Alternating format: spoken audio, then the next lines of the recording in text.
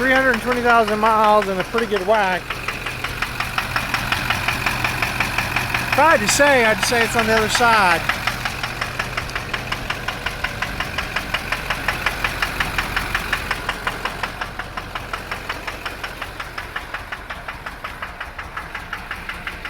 Did you find those injector balance things? No, no. So far I see the calculated fuel rates kind of jumping around. Keep going down, injector command.